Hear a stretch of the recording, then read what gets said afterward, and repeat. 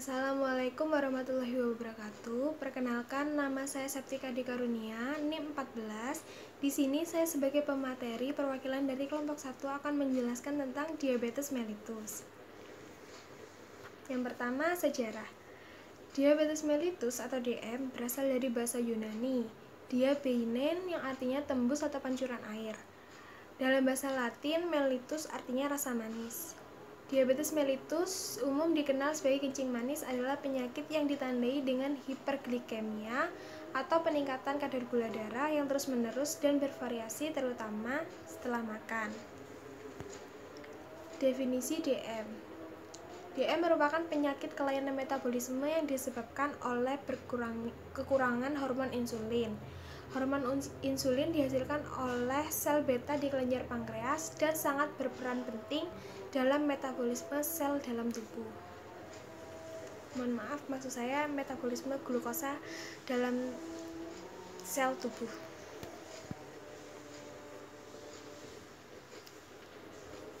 Diabetes ada dua tipe. Yang pertama, diabetes tipe 1.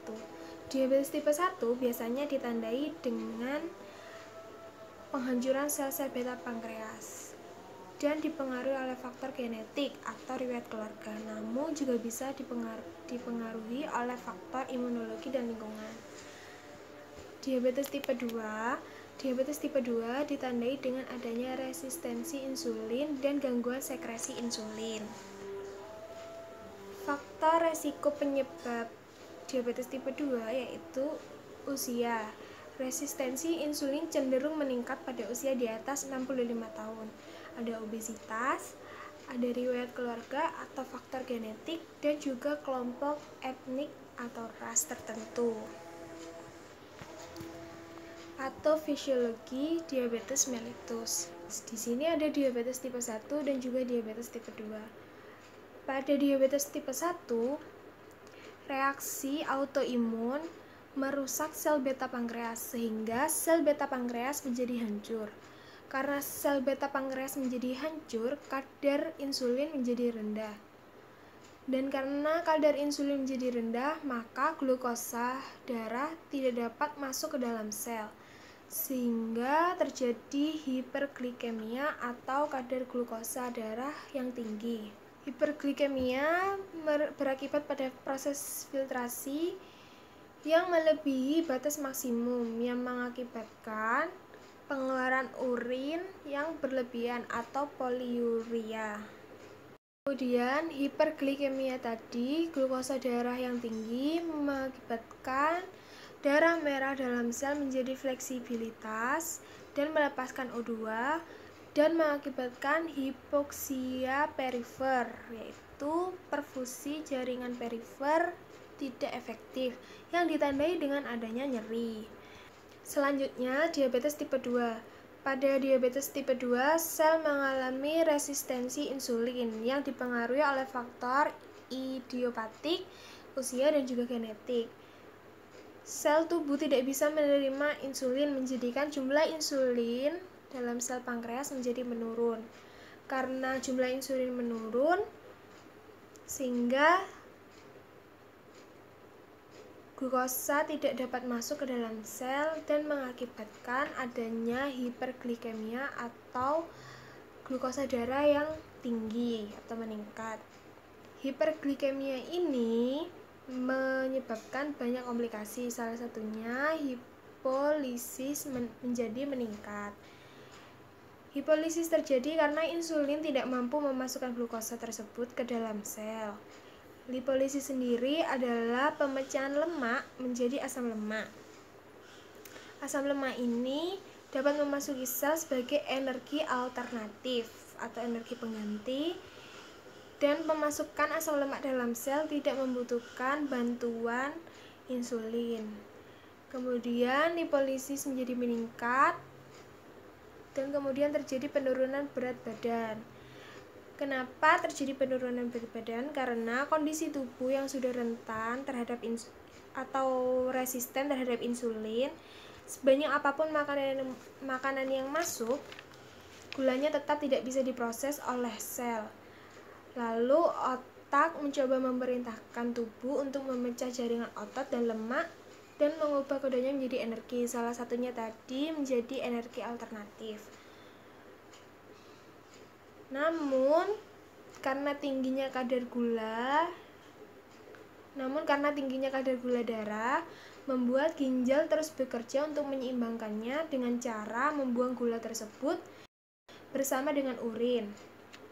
Gula darah yang dibuang bersama urin tadi mengandung kalori tubuh, sehingga buang air kecil yang berlebihan ini juga menyebabkan penurunan berat badan secara signifikan.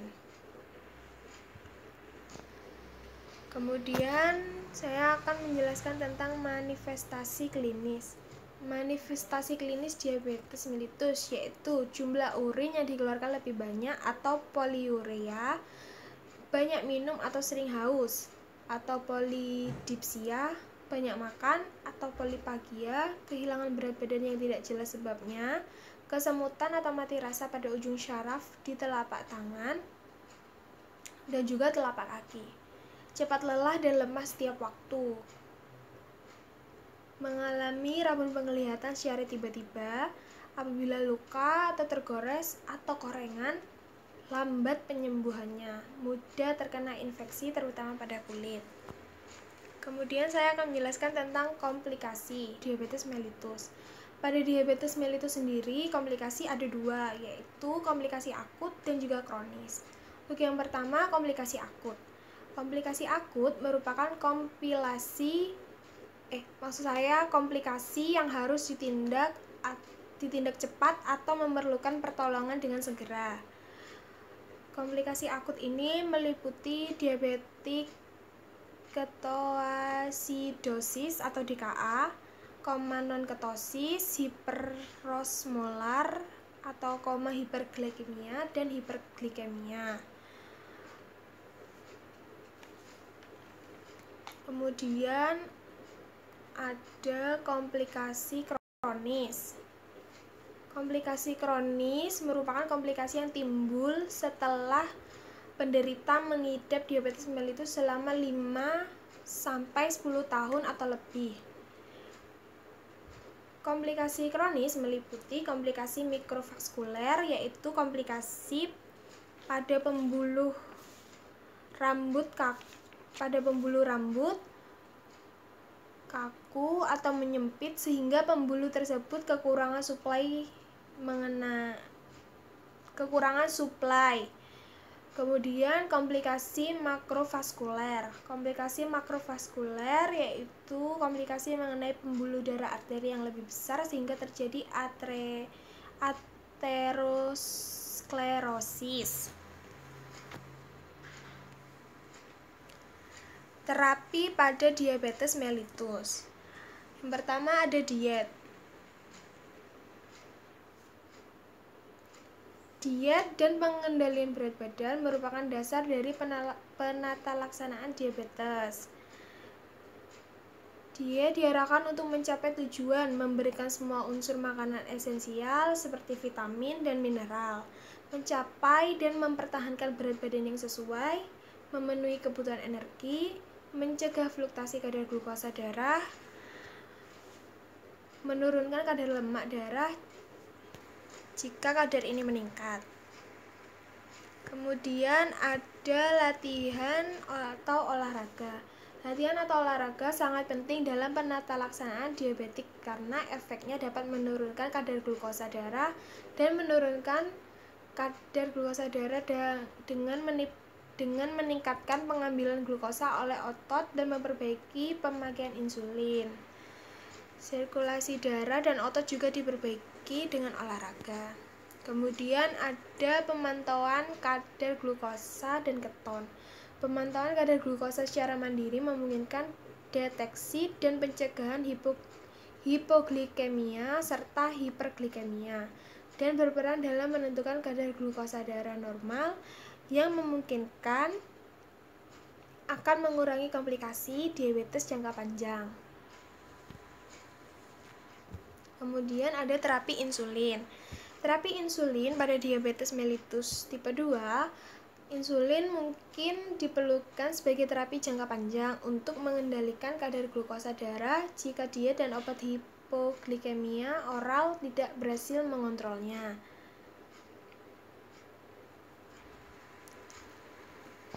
Kemudian ada pendidikan atau penyuluhan.